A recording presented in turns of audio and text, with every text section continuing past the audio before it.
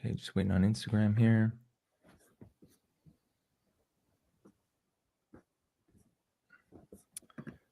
All right.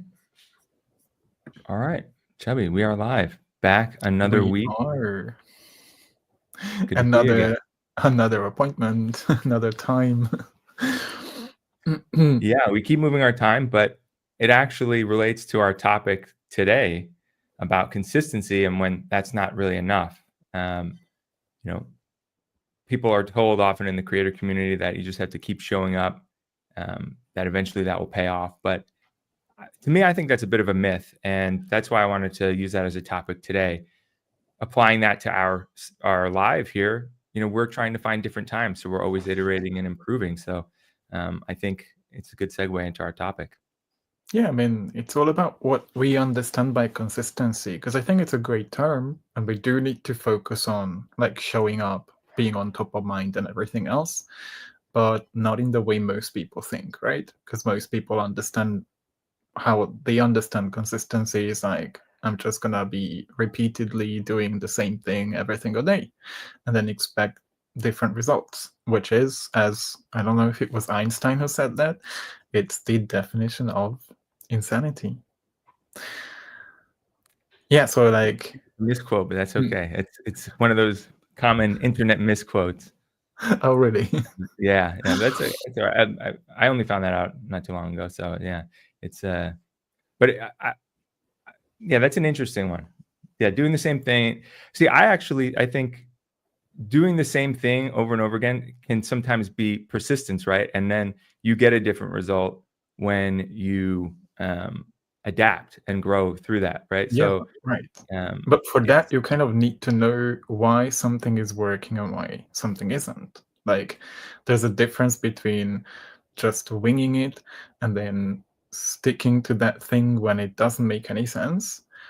Thinking about something like, I've seen so many people starting to post videos on X without a, hey, Sandra, we've got a comment. So welcome, guys. We've got some people here. So, guys, if anyone, by the way, we always encourage comments. Feel free to leave your questions, say hello, connect with us. We'd love to share with you guys our own experience. So, let's say people keep posting short forms and they don't have the captions on. 80% of people consume short form video content without the audio on. So you can keep posting like 500 different short form videos. If no one gets to watch it because you don't have the caption on, there's no point sticking to that principle, right? So I think this is what I mean by repeatedly doing something that clearly doesn't work because you don't know what needs to work, which is, I think, a huge part of what we're going to talk about today. Yeah, absolutely. Yeah, so let's kind of dive into it. I have an outline here. I kind of wanted to talk about when did you, Chubby, first realize that consistently alone wasn't going to cut it? So I think it took me some time because I was kind of comfortable in my, like, it wasn't a 9 to 5, it was more like a 2 p.m. to 9 p.m. But I was working, and then during COVID, I started to kind of post on Instagram for my first business. And I was like, obviously, in my comfort zone. So I kept posting and posting consistently. It's part of my identity as well. People know how consistent I am in my understanding of the term, meaning it's more about evolution. And then, yeah, after like a year, I'm like, people love my content. People reach out. They say they love what I do. It's amazing. Thank you for the reminders. But there's no business. There's no money coming in. I'm like, then what the hell am I doing here? Like, why do I just create, even pay for Canva Pro and all this stuff when there's no return? And I was super frustrated because I was like, but I was told you just have to like keep providing value and you just have to be consistent. It's so easy to make money on the internet. And then, yeah, so I kind of signed up for an Instagram course, and that kind of, everything dropped. And I was like, all of that 1.5 year of posting was like I wasn't running a business there. I was just running an information center. Yeah, in my experience, the people I see burn out the fastest are people who don't seem to adapt. Um, when I started my journey, like last year, I would see people who would consistently post the same type of content.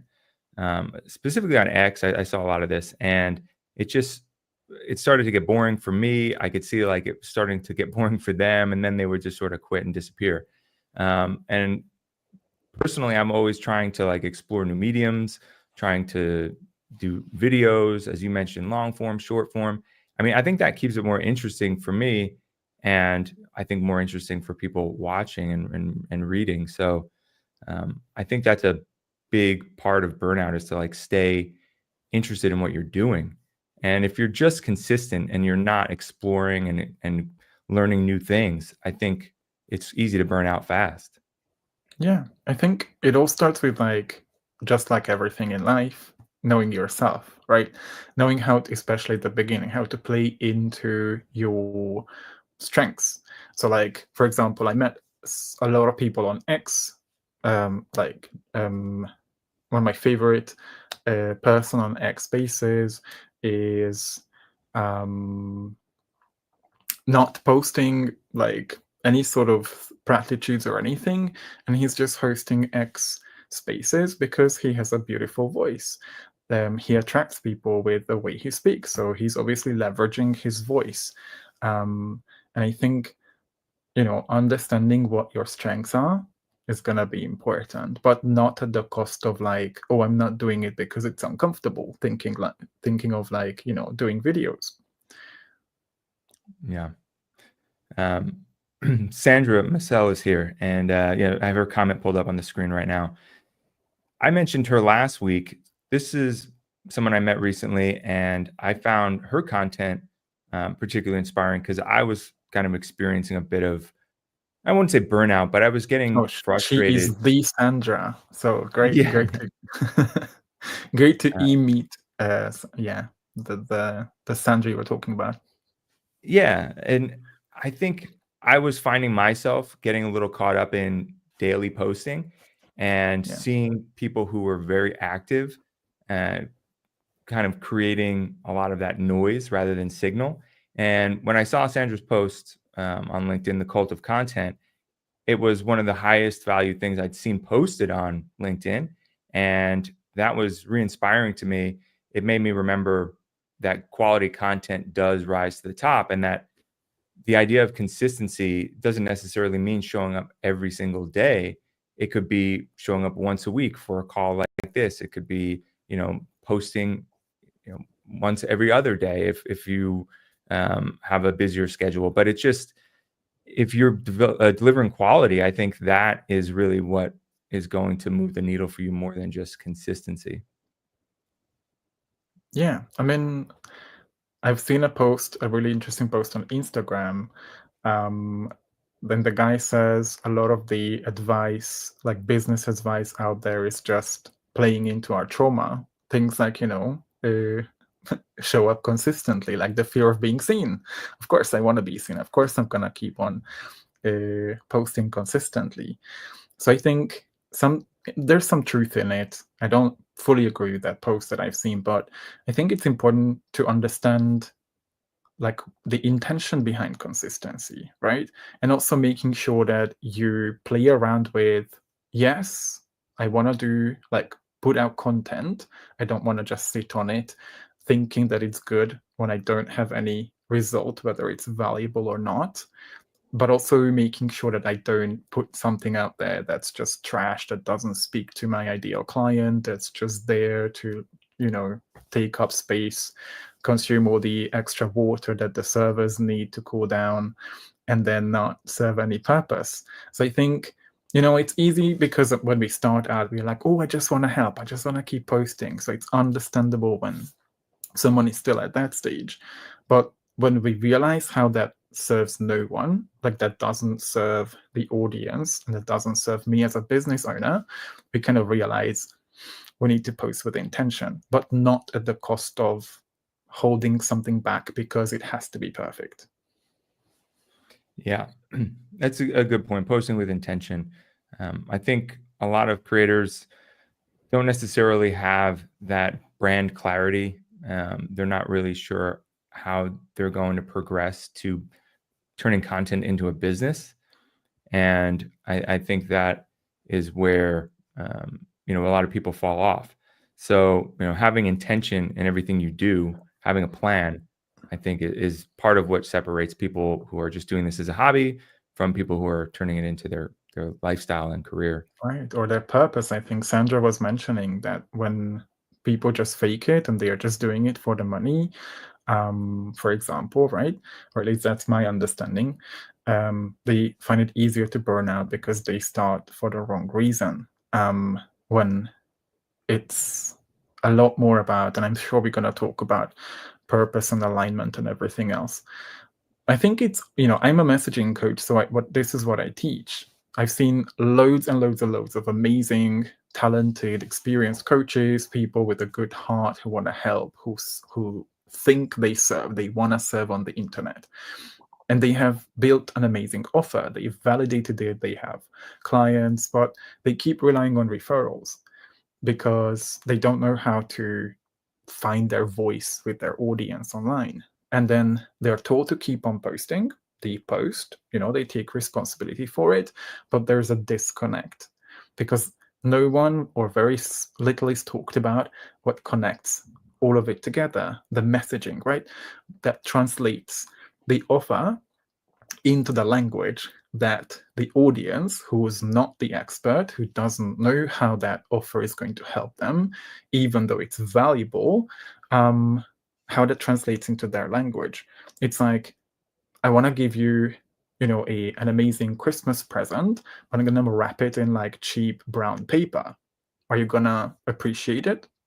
When it's like, let's say you really wanted you're in South California, so you might be surfing. I don't know. Maybe I'm preparing that would be too big, probably. You would probably see it. Not the best example, but if I wrap that surfboard in brown, like shitty paper, will you see the value in it? Right. No, I mean, I would think it was a pile of trash or something. Like, Exactly, right? And this is what ultimately many people do. And it's not their fault. Very little is talked about messaging. Messaging is a very unsexy topic because everybody wants to have an offer. Everybody wants the next content strategy and how to go viral. No one really understands that there's no point going viral if your funnel isn't set up in a way that actually speaks to that person, that makes them click, that makes them convert, that makes them buy that low ticket offer or anything else you want them to do. So it all comes down to understanding how people make decisions, how people think, how they wire their beliefs. Because that's ultimately what decides whether someone buys or doesn't buy. Yeah. Yeah, that's a great point. Do you think most people get to the point where they're actually setting up their offer, constructing the proper sales funnel? Is that something that we learn as creators? I mean, or is that something you just kind of figure out for yourself? Or like, what's been your experience around that? Do you So need a coach? personally, I mean, anyone can try their best. Like, I haven't seen a counterexample. I'm not stating. My experience was I know that I wasn't able to put together an irresistible offer with all of its different components. So it's really irresistible. So it creates the feeling of like, I can't live without this anymore. I need to have this offer right now, which is what our messaging ultimately wants to achieve. So I haven't managed to do that without investing like in a $3,000 business program. So the only way I was able to like see how to flesh this all out was when I decided, okay, I'm gonna learn from the best. I'm gonna learn from someone who I really admire and look up to. And then I was able to put together that offer, which allowed me to graduate into selling it, right? We need to have an offer first in order to sell it, which is, again, something people have it backwards. They want to sell, they want to post content without having an offer linked to it, which again is counterintuitive, but we can't expect to build an audience based on all the topics we talk about and then flash out an offer that may not even be linked to what we posted about in the first place. Yeah. Well, I think a lot of people get excited and rush in to content creation and they don't really have a plan.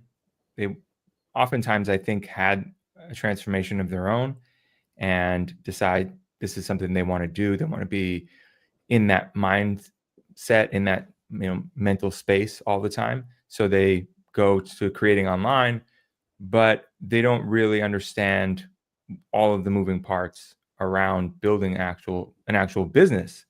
And I think they're probably not aligned, as we like to say. They're kind of trying to feel out what it is that they're good at, what it is that they enjoy doing, what people enjoy watching them do or creating. And I think that that does take time. But I think it's important that you always grow, that you're always experimenting. Because I think ultimately the growth that you experience with your audience is a reflection of your own growth. If you're So stagnant, your audience will stay stagnant. But if you're constantly pushing your own boundaries and trying to create better and better content, better and better offers, better, products, I think ultimately you'll end up where you want to be.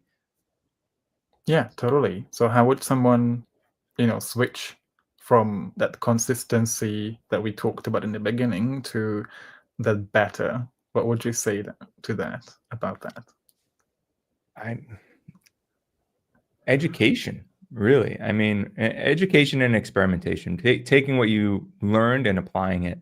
I'm personally doing that with everything I do. We've had this call every week for a while now, and I'm continuing to improve my skills as host in hosting, although it may not always be obvious, but I'm working on that, outlining an agenda for the call, improving the quality of the equipment I use, which in and of itself has a learning curve.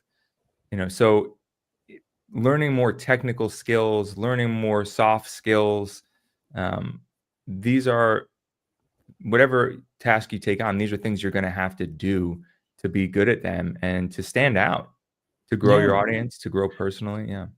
And I think that's already an important point to bring up because so many people are in this analysis paralysis, which is very easy to find yourself in.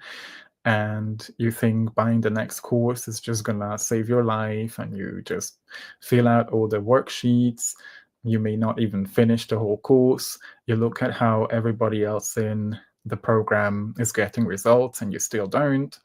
I know because that's usually the type of client that I attract, because I used to be that A perfectionist type of person who would rather just not finish a course and just do it half-assed, because we are just so held back by overthinking and our fear of failure.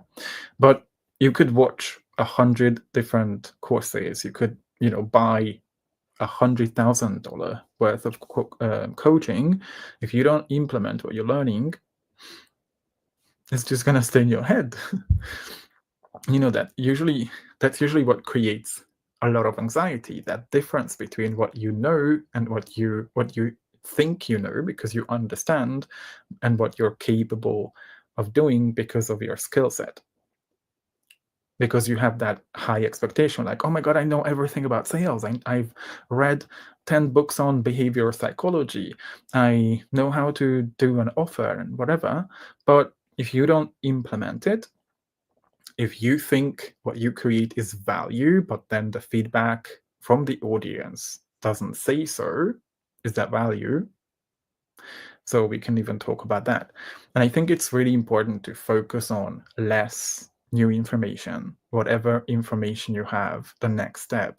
Usually these courses are built up, if it's a really good course, in a way that you can implement it step by step, not by binge watching the whole module, but by watching another video, reflecting on it, and then implementing it, and then perfecting it, reiterating. Yeah. You mentioned value. So when creating content, how do you determine that fine line between knowing that what you're creating is valuable, even if people haven't discovered it yet or it hasn't resonated with the right audience yet, and when you need to pivot? Well, I just post whatever I want because obviously that's value. I mean, unfortunately, yeah, we're joking, but I've seen a lot of creators who think that that's what value is, right?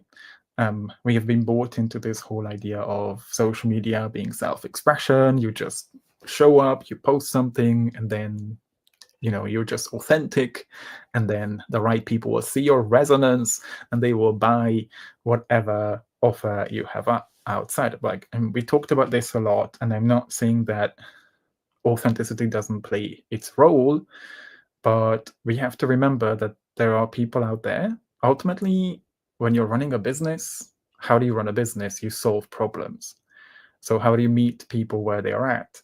You meet them at what problems they have, what keeps them up at night, what issues they feel alone with, what challenges they faced, what hasn't been working for them for a long time, especially if you are targeting people who, I think this is a must, like focusing on people who have already tried, not the ones who are so deep in their shit that they wouldn't reach out, they wouldn't sign up, they wouldn't invest anyway. That is value. When you create value that solves problems, that opens people's eyes up to things that they didn't see before, when you are able to explain to someone with so much clarity, accuracy, and specificity no one else in your space could, that is value. When you're helping someone remove their suffering. And if you are making a business all about ourselves and just sharing stories and quotes and everything that we think would be valuable, we're going to find ourselves having to close down that business, because there are people out there suffering. And if you're truly coming from a place of like service and heart, and you have a good heart, then your story and who you are only matters if it's somehow connected to the actual problems that you're solving. And I think this is a really important issue a lot of creators need to sit down and reflect on. Yeah.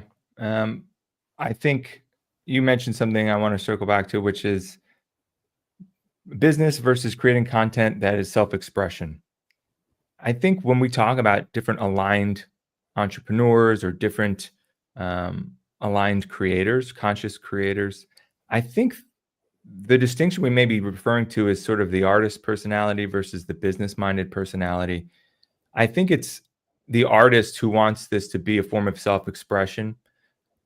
I know that for me, for this, in order for this to be interesting, it has to be a reflection of myself and a form of art in a sense. Um, but it also needs to be a business. I'm aware. I try to straddle both, but I don't know if everyone does. I think that's where I see some people who are just solely business minded, and I find their content boring. And I find people who are just super artistic, and sometimes their content is a little boring too because it's sort of just self-serving and it's not necessarily value to me. So I think both extremes can kind of lead people astray. But ultimately, if you're more business minded, I think you can earn income sooner than somebody who's just posting for self expression. Yeah, I mean, probably that's a topic for another life, right? What the intention behind making money is, because you could make 10,000 if you really wanted in like 30 days, I'm sure. But if you're purpose driven, which I'm sure both of our audiences, that's a different question.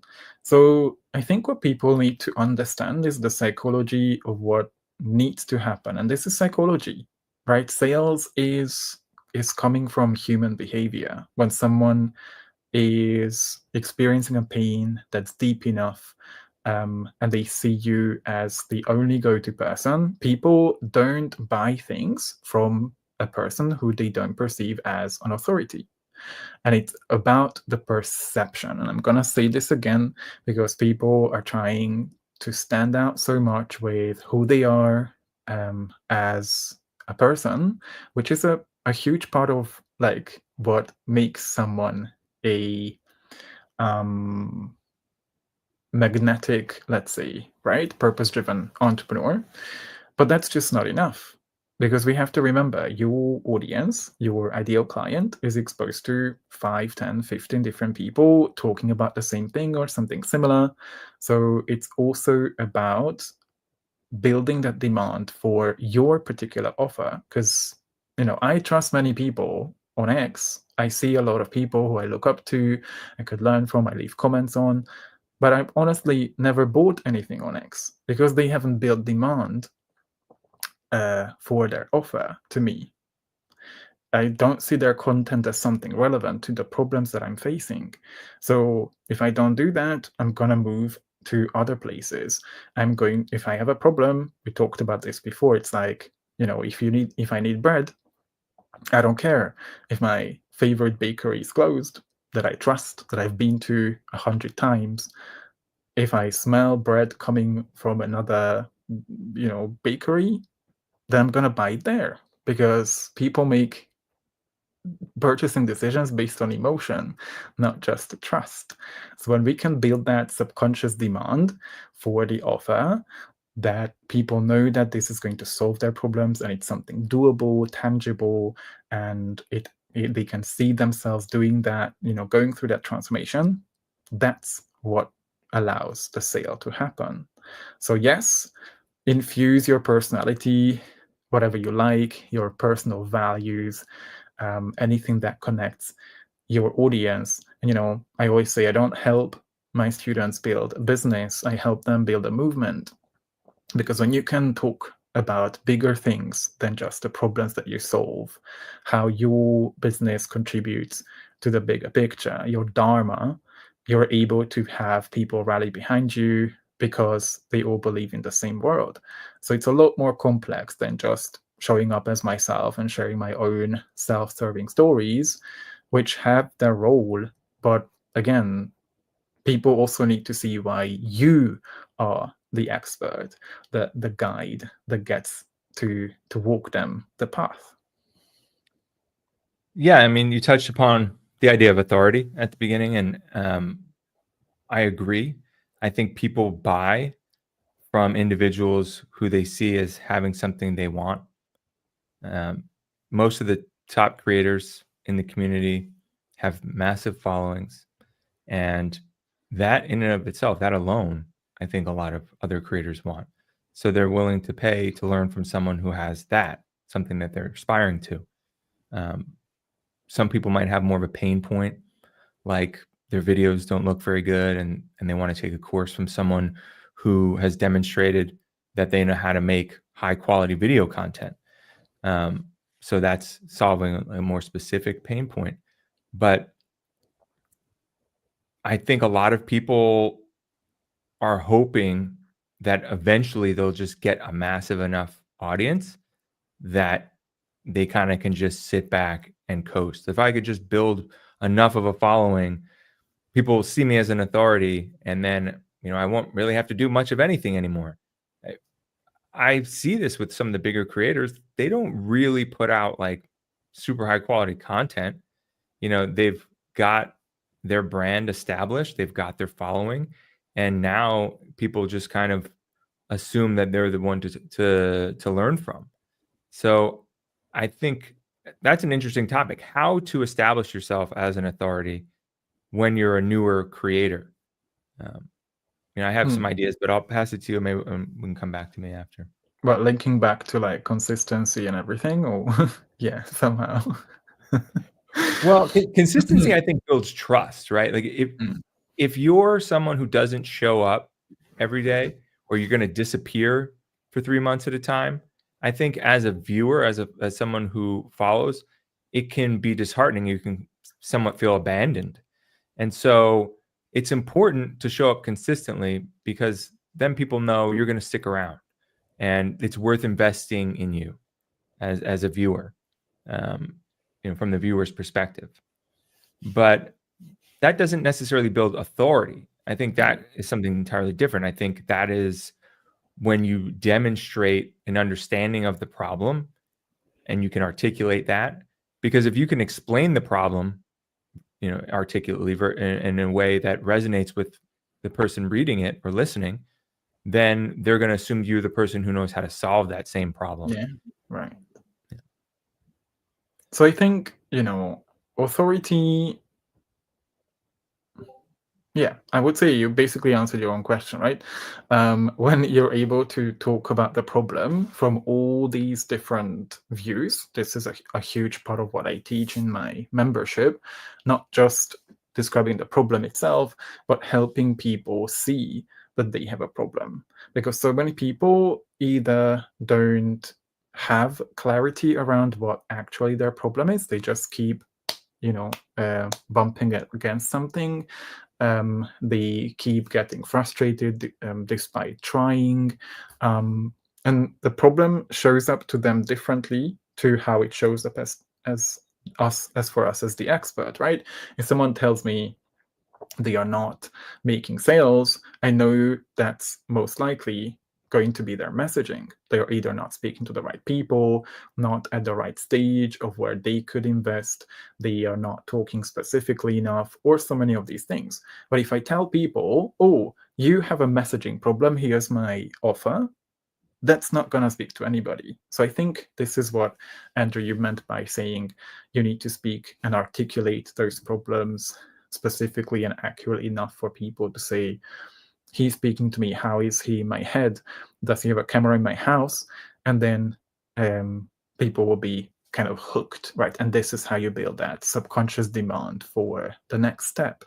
But I think authority can also be understanding or communicating, and this is a huge part of positioning, communicating how yours is the ultimate unique offer, communicating how the other options that they have available aren't going to serve them as well. You're essentially not promoting your stuff, you're speaking about how the others that they might consider aren't working, right? So I had an example when I signed up for a kind of neuroscience-based coaching that has a process to eliminate the thoughts that hold you back, the brake pedal thoughts that are 95% responsible for our results. And the coach who was doing this spoke about therapy and how therapy goes against how the brain builds new beliefs, because therapy, according to her, that doesn't mean there's anything wrong with therapy, but in her messaging, she built demand for this neuroscience-based offer because she said therapy actually confirms your past neural pathways, for example. So she was able to build demand by talking about how the other options don't work. Yeah. I think explaining how the other options don't work is, like you said, articulating the problem. When you've tried other things, especially if you're someone who's tried those other things, and someone points that out, that you're gonna see them as an authority in that respect, because Totally. they've articulated. All right. Well, let's see here. What else we have on the agenda? I have some notes here. Yeah, in the meantime, just anybody who's watching, the comment section kind of died out as Sandra and Muhammad left. So if anyone's here, you guys have any questions, you feel like we are talking about something that's worth expanding on, feel free to leave comments. So any platform you're on, I think we'll be able to bring them here. Yeah, we've got a bunch of viewers, so I see you. If you got a comment, let's hear it. Yeah, Chubby, we got a comment here. Nikki. All right. She's a fan of the broadcast. Nice. All right. We've got a fan. We got our first fan, Chubby. Awesome. Cool. Yeah, there was something I wanted to talk about, which was you mentioned strengths and weaknesses, and that's something I'm actually writing about in my newsletter this week because I've found this journey of building a personal brand and entrepreneurship very confronting, right? I've had to take a look at myself and acknowledge when I'm what I'm good at and what I need to get better at. And I kind of had this metaphor of a hall of mirrors. You're kind of seeing yourself from all of these different angles. Everywhere you look, it's just you, right? There's no one else to help you with your solo entrepreneur business. So um, you're kind of having to see yourself from all these sides that you haven't really seen before if you've worked as an employee or worked as part of a team. You've had these different sides of yourself that have atrophied or you've been able to ignore. um, so I think it's challenging to take this journey. And yeah, there was something else I wanted to talk about because I think it's part of all this, like consistently showing up, you're faced with yourself every day. Absolutely. I mean, one of my favorite quotes that my business coach said to us back in like 2021 was that doing a business is personal development on crack. And it's so true. You face so many issues around yourself that you've never seen before. It could be like the fear of rejection, money stories that you've never uncovered, because even though you might have earned like, six figures, you yourself never had to ask for money, right? Or to a certain level. So we come across all these different layers of our indoctrination, who we are, our identity, who we think we are, and we get to make a choice. Do we want to keep using that as a mask, knowing that there's going to be consequences? Do I just want to keep believing that no one is going to pay me if I post? Because that's something that came up for me at the beginning, right? Oh, there's no, like, who the fuck will listen to me if I share this? Or, oh, this would be too controversial, like no one would get it. Or if I explain it this way, they wouldn't get it anyway, right? So if I use that as an excuse, or if I believed that, I would never have been where I am today, which is like starting out my second business, helping people with what I used to struggle with my first one. So I think the important thing is to understand that your identity is not set in stone.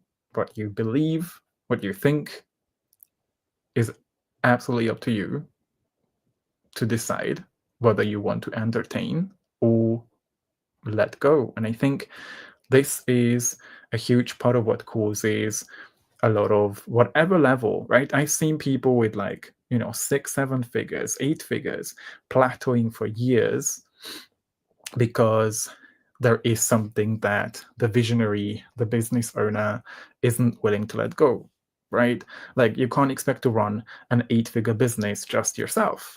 That's just, sabotage, self-sabotage. Things like releasing control. Even if you know you could do it better, you could just hire a team. You can hire a team member. So there's so many things that can come up as we hit that next level. And those layers just keep, coming up.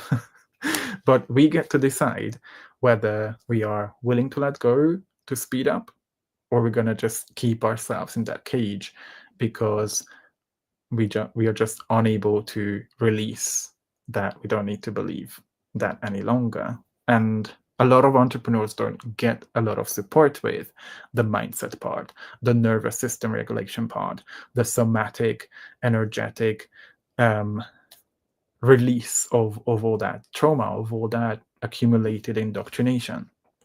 So I can understand how that can be a huge problem, because there's still very little awareness around it. And people who are, I've spoken to coaches, they struggle to, it's a messaging problem again. I'm going to bring this back to messaging. People struggle to communicate that problem because it's not in people's awareness. So it's obviously going to be harder for people to build demand for something that people aren't actively looking for. Yeah, and I think that's what you're doing. You're bringing awareness to this subject matter. Something you said reminded me of a quote Rumi and Carl Jung have both said, which is, that which you need the most will be found where you least want to look. And I think that's a big part of growth in any area of life. Yeah. And especially when it comes to starting your own business, you have to do those things that you don't want to do, because most oftentimes those are the things that are going to make the difference. And it may be, like you said, messaging for a lot of people. They need to focus on uh, communicating what it is they have to offer, and doing it in a way that people can understand, and decide if it's the right fit for them. Um, we have some comments here. We got Nikki commented a few minutes ago.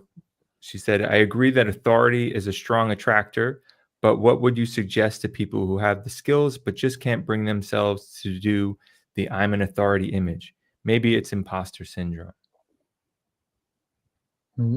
So, like, if you allow me to speak to that, because Yeah.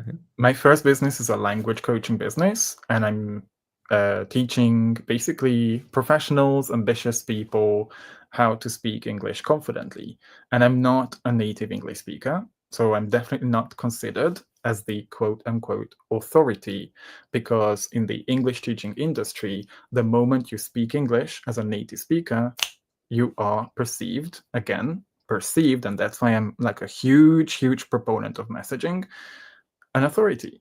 So, like, I spent years and years and years developing a method that helped me get to a very close to like near native level of English, despite living in Eastern Europe, despite not having access to like, premium teachers, because both of my parents are working class people, basically.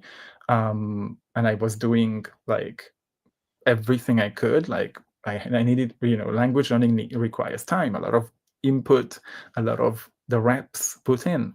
And I was also insecure. So how I built up the authority and how I built an entire program was that I was using my own story of the fact that I've done this, that I have developed a clear method that then I validated, that people rave about, that I have testimonials to prove over the years, was what ultimately helped me position myself as an authority. Does it mean everybody's going to come and say, oh, Chubby is not a native speaker, but I'm going to buy his program?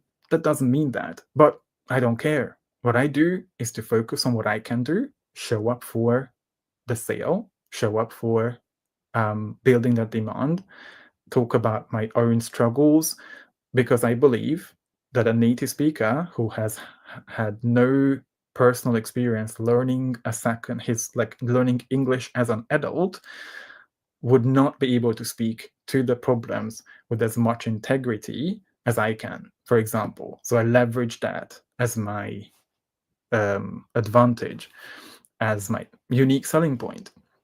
I'm literally embodying what is possible when a non-native English speaker masters English. So that was eventually what helped me become the authority. And whoever doesn't perceive me as an authority, I will do my best, but I don't have to please everyone. And ultimately, when I know that what I'm sharing is coming from my own experience, my own methods, what I see in the space, because I've, dug deep into the space enough to know what's missing, what the problems are, which I think is a huge part of what allows us to, to get to the level of evolution. When you get to see, you spend enough spend enough time in your industry, you dig deeper into whatever is going on, you're able to talk about things others won't see because they haven't dug deeper into it. So I think ultimately this is what helped me build that demand for my offer. And, I have a thriving business because my story sells my program. Yeah, I think that's great. I might add something from my own journey, which is I gained more confidence by doing the hard things.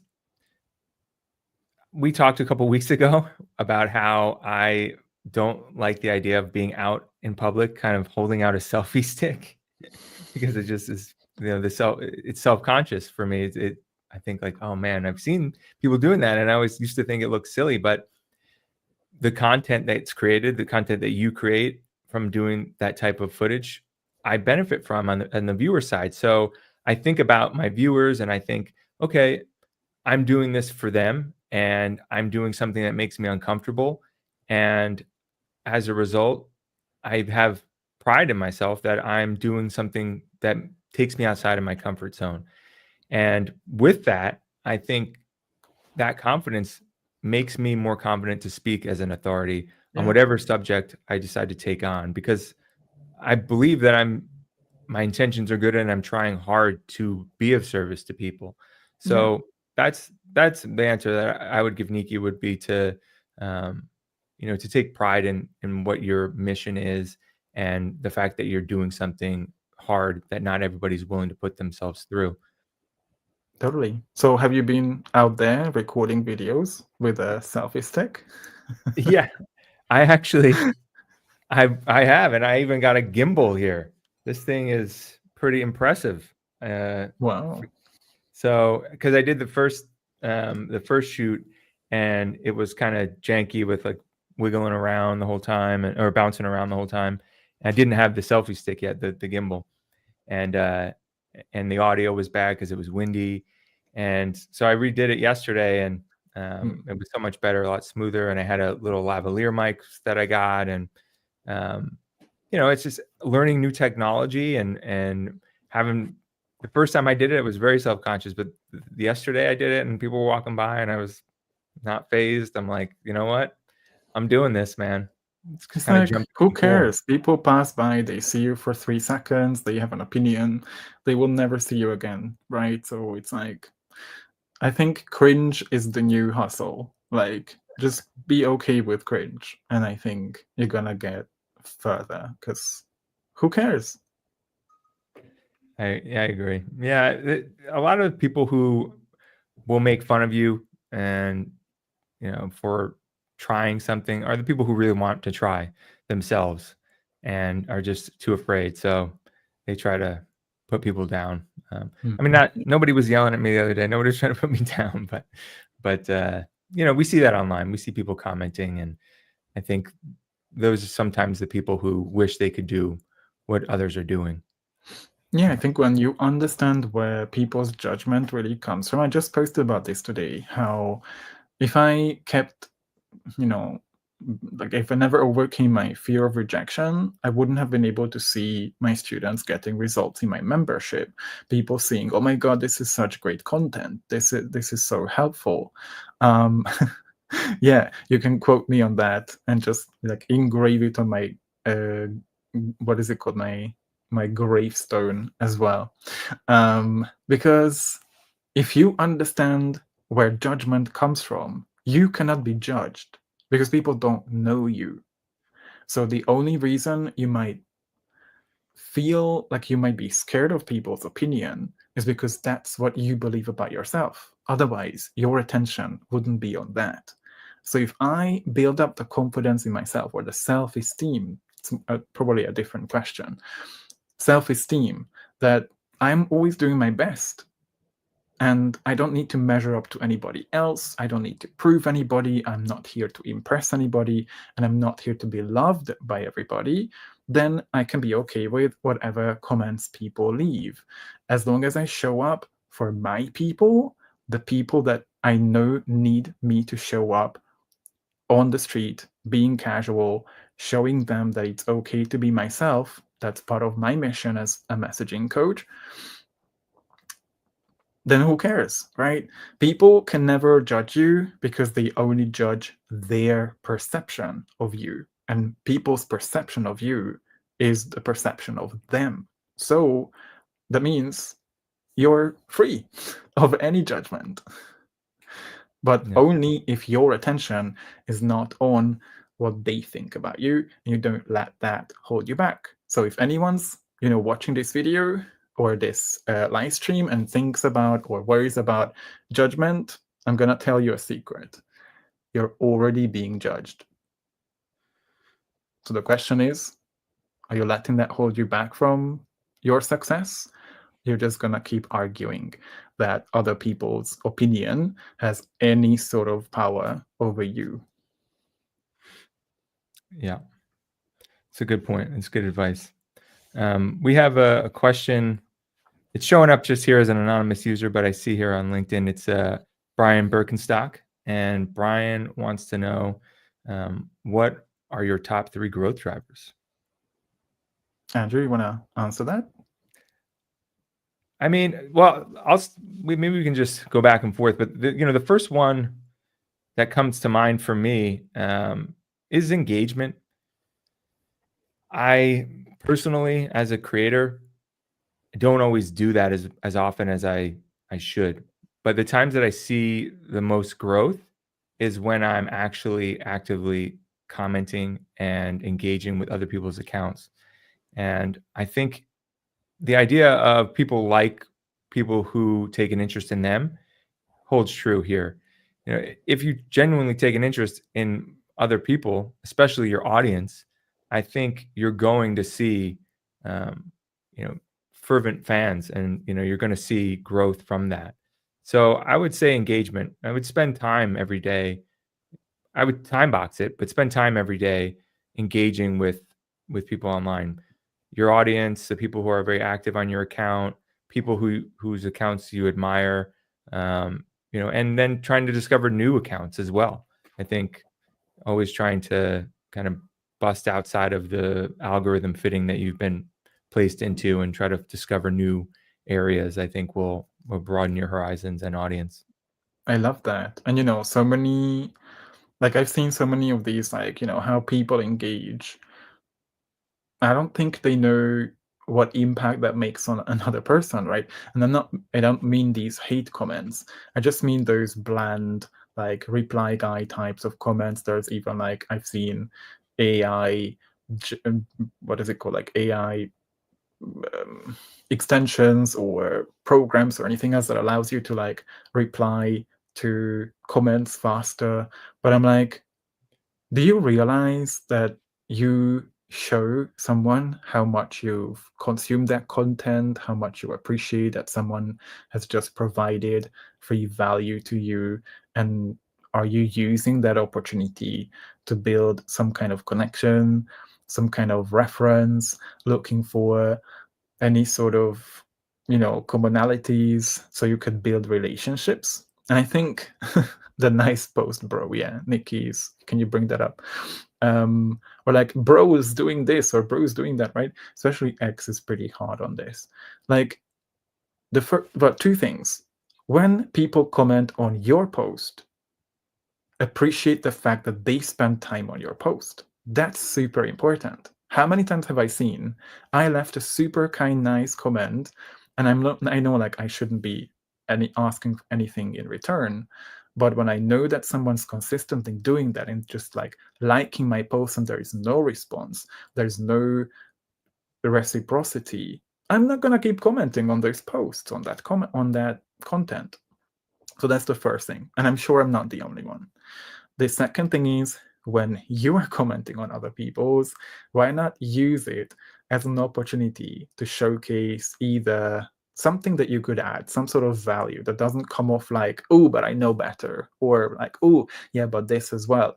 Like, that's not the point, to be a smart ass in the comments, but to use it as a space to either show to others who read those comments who you are, so they might click on your face, they might check you out.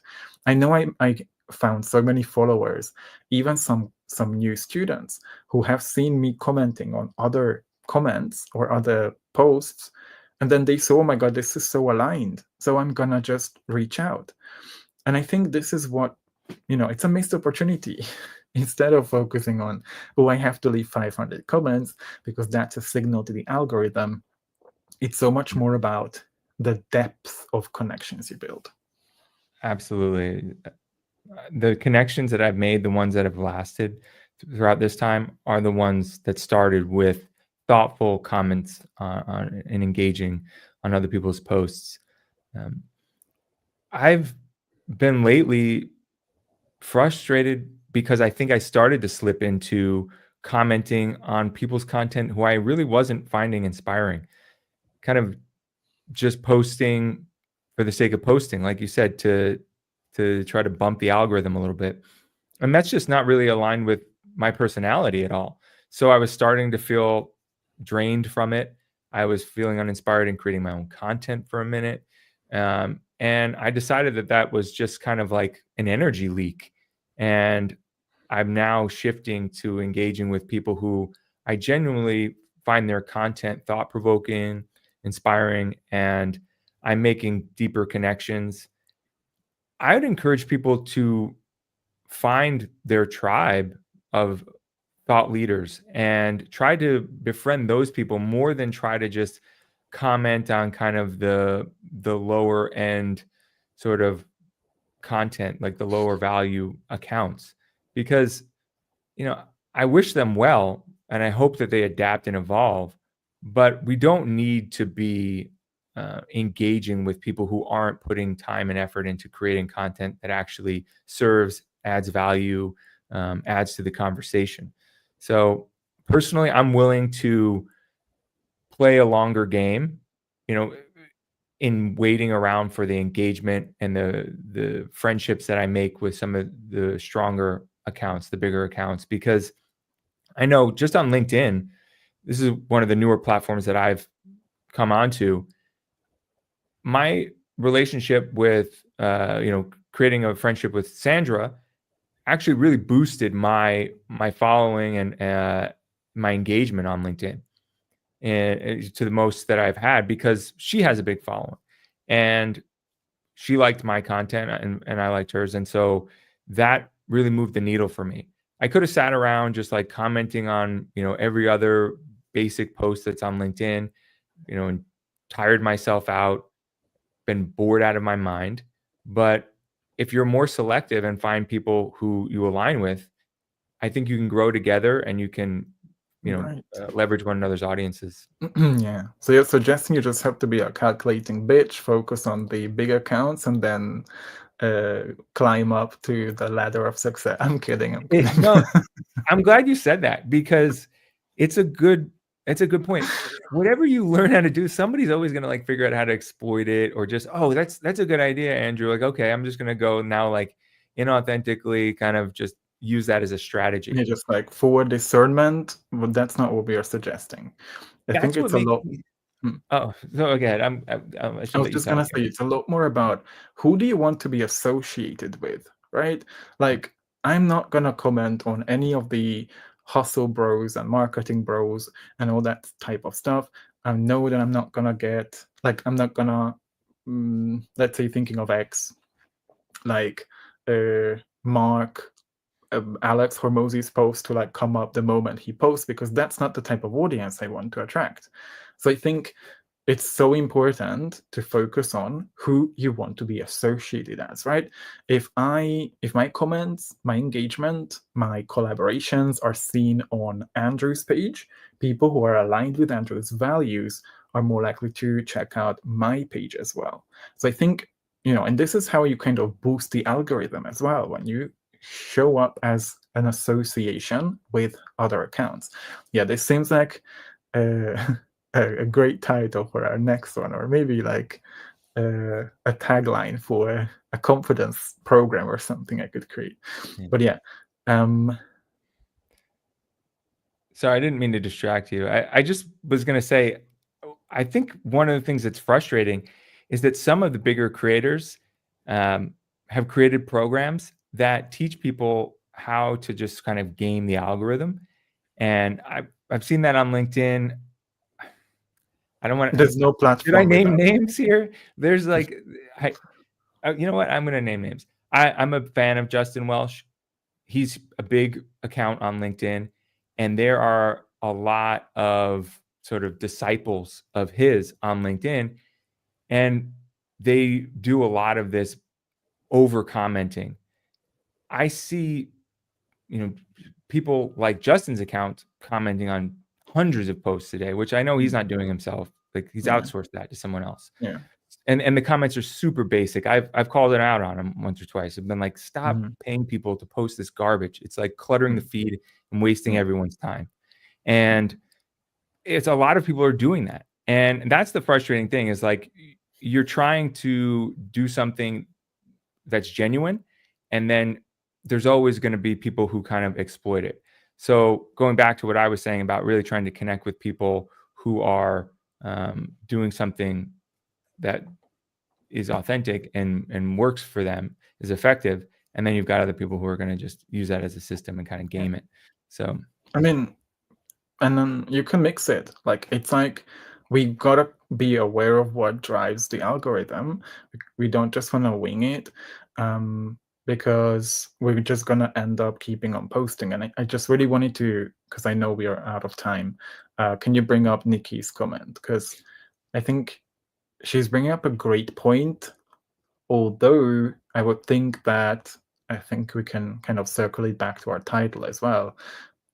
Impatient, like patience doesn't mean that I'm just gonna keep on waiting for, let's say, oh, I'm just gonna build trust. Yeah, like I'm gonna wait for 6 months and then launch and whatever, because that's also not a sustainable strategy. Because if you don't get feedback on what gets converted, what freebies people like, what of your, which of your low ticket offers or anything else is resonating by launching it, because there's no other way, then you're going to be waiting for the rest of your life. So I think it's finding the right balance between, yes, being patient, yes, knowing that it's about building relationships, building trust, building demand for that offer, in infusing different elements of your messaging, which is a huge part of what I teach. But then also getting feedback like, is this resonating? Can I charge 2,000, 5,000, 10,000 for this offer? yeah, I'm sorry I was on mute there, but yeah, I agree. I think I'm always distracted here now hosting as I'm trying to get better. But you mentioned when you started talking that we're nearing the end of our time here, or a little bit over. So I wanted to go back to our outline, and there are some tactical tips that we wrote down for people. I'm not sure we addressed all of them on the call today, but I just wanted to go over them a little bit and just give some people actionable advice for ways that they can try to get better and to grow not just an audience but grow as individuals and as creators. So we talked about going outside your comfort zone. You hear that a lot, but whatever you're doing, whatever your format is right now, whether you're writing short form or long form, um, video, try something a little different. Like if you're writing long form content, try turning that into a YouTube script and then making a video, because that's really going to push the boundaries of your skill set. That's going to get you outside of your comfort zone. You might find you like it. You might find that it really works and gets attention for you on a different platform. Um, and that's another thing, trying other Right. platforms. Or even, which I think is also something that's less talked about, learn how to be more concise. For me, someone who has always been long-winded, who has always had this deep fear of like not being heard, not being understood, kept posting like the longest winded, all kinds of things. And like even right now, I'm really, really, really taking the discipline to write in a more concise way, because people don't have the patience, the attention span that we expect. And the Yeah. longer, the more complicated you make it, that's not helping. Yeah. And that goes back to what we're saying, improving, right? You're trying to improve as a writer, even at this stage, someone who's been doing this for years, someone who's taken coaching on messaging, and you're iterating and always trying to be better. That brings me to one of my other points I have here on the list, which is rather than how do I show up every day, have it be more about how do I get better every week.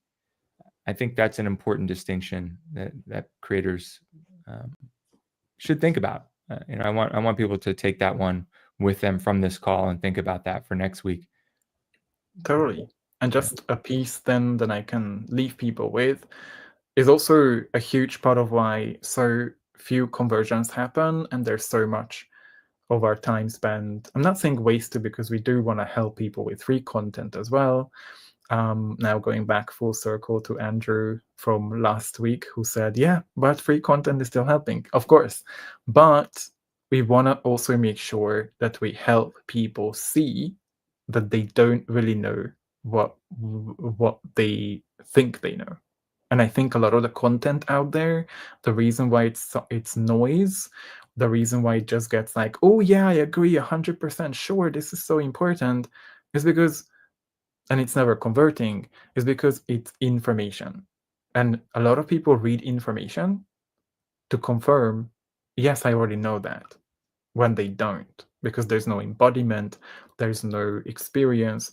So you can tell me how discipline is so important, how alignment helps you make build a 7-figure business. But if you don't show me that I'm not aligned, then I'm not going to see that I have a problem that you can solve. So instead of focusing on being the next, the 10,000th coach creator who just shares the same piece of information, focus more on revelation. People need to see revelation of what they what they have issues around. And the only way we can do that is when we speak to people's habits, people's behaviors, or their current internal dialogue. They're not aware of the problem, but they are aware of the symptoms of the problem. So when you showcase the symptoms of the problem that your audience is experiencing, and then you show them the reason you have these is because you have this problem, they're more likely to say, oh my God, thank you so much. You changed the way I think. You are my superhero. Where's your course? How do I buy? Where do I sign? A lot more likely to convert. Yeah. Expanding people's minds. I think that's really what Yeah. sums But up what it's you're a talking about. craft. It's simply Yeah. showing people how they actually don't know what they think they know. Instead of just educating, it's about how we educate. Yeah. Yeah, I mean, there's that quote, "To know and not do is to not know." Yeah. And I think a lot of people are consuming a lot of information, but they're not actually applying it to anything, and therefore they don't fully know it. Yeah. And You know? then, because creators don't know any other way, they default to just sharing information when information doesn't make sales. Emotions do. Yeah, people make decisions from their emotions. We think we rationalize them, but it's been proven, through psychology studies over and over again that emotion drives decision. You know, you know that. You teach that, I'm sure. Absolutely. Yeah, cool. Well, I think that's a great place to end. I always appreciate your insights, Chubby. I know you have a wealth of knowledge, and it's an honor Thank to you. be on this call with you every week. Awesome. Yeah, and if anyone is here, we're gonna be, keeping on experimenting with times, everything else. Yeah, so watch out for our spaces for Yeah. when we are live again. If someone's joining us for the first time today, they might not be aware that, Chubby, I'm in California and Chubby's in Tokyo, Japan. So we're pretty much on opposite ends of the date line. So when it's morning here for me, it's the middle of the night there for Chubby and vice versa. Um, so we're doing our best to try to find a time that works for both of us and for the audience as well. But yeah, we're trying different times right now. So keep an eye out and we'll keep you posted. All right. Awesome. Yeah, it was a privilege, guys. Have a lovely rest of your week. And everybody, focus on evolution, not just consistency. Yeah, we got some comments here at the end. People enjoyed it. That's always nice to see. Thank you for the support and thanks for being here.